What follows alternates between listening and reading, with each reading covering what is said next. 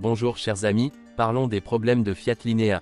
Fiat Linea est un exemple typique d'une voiture solide, spacieuse et sympathique, ainsi que d'un modèle abordable, qui, même après l'arrêt de la production à l'automne 2015, et a été présenté au printemps 2007 et redessiné en 2013, passe encore sous le radar des acheteurs potentiels de petites limousines.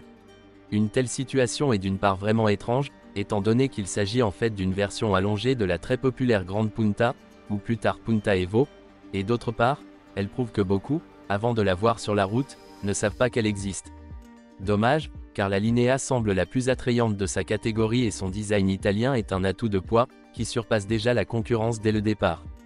Il s'agit donc d'une Giugiaro Grande Punto assez allongée et spacieuse, elle mesure 456 cm de long et possède un coffre géant de 500 litres, donc la notion de petite berline n'est que conditionnelle, et elle repose également sur une plateforme grande allongée de 9 cm surélevée de 15 cm du sol et une suspension plus robuste, adaptée aux mauvaises routes. Idéal pour notre cas, pourrait-on dire. Derrière le volant, il n'y a aucune différence par rapport à la Grande Punto, mais il y en a une lorsque la paire de portes arrière s'ouvre. L'espace pour les genoux sur la banquette arrière est meilleur, l'entrée est plus confortable et le coffre est presque 2 fois plus grand. Cependant, la largeur n'est bonne que pour deux, ce qui montre l'appartenance de la Grande Punto à la classe inférieure. L'échantillon que nous avons observé a montré la justesse et la longévité de la version en matériaux textiles et plastiques, et toutes les fonctions de la voiture fonctionnent correctement. Tel devrait être l'exemplaire que l'on envisage d'acheter. En règle générale, la Linea est solidement équipée et il n'existe pratiquement aucune version sans climatisation. Seuls deux moteurs sont proposés, le célèbre 1,4 litre essence Fire 8 volts de Fiat, 77 chevaux, durable et fiable, mais lent et pas particulièrement économique, donc le pic principal est un diesel multijet 1,3 litre légèrement plus cher, mais extrêmement économique, 95 chevaux, qui peut être conduit sur la route ouverte avec environ 3,5 litres, et en ville avec seulement environ 5 litres. En termes de longévité et d'économie, il a la réputation d'être l'un des meilleurs petits diesels de tous les temps.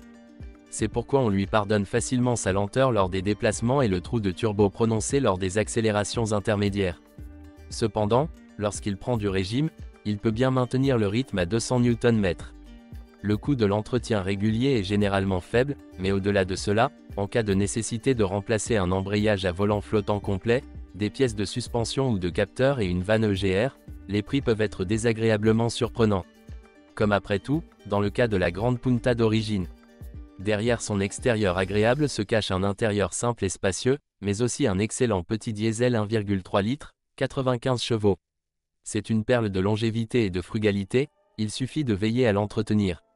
La Fiat Linea est conçue principalement pour les marchés dotés d'infrastructures routières plus pauvres, donc une version légèrement plus robuste de la suspension et du plancher surélevé de 15 pouces du sol est idéale pour nos routes.